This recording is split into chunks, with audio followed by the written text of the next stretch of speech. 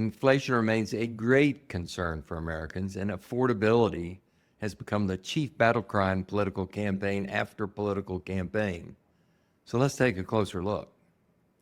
The new inflation numbers just came out, and if you look at the widely reported year-over-year change in CPI, November inflation was 2.7%.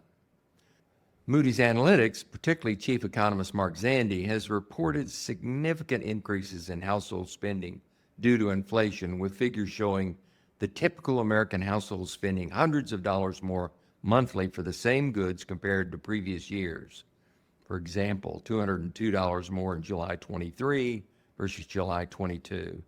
More recent analysis, 2025, highlights that this increased spending power is disproportionately from the wealthiest households, while lower and middle income earners struggle, indicating growing economic inequality.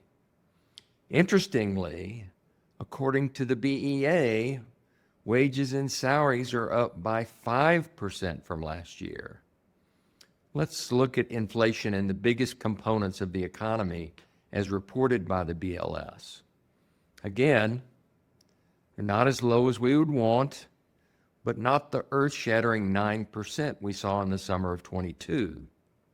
If we do our own spot check of numbers supplied by other sources, the story's similar. The cost of ground beef has gone from $5.63 a pound to $6.54 a pound in the last year, a troubling 16% increase.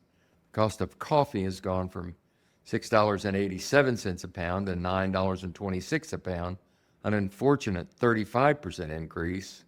But the cost of bread has actually gone down from $1.92 a loaf to $1.79, a decline of 7%. And as you would expect, it is up and down and frankly all over the map for the price changes of various staples.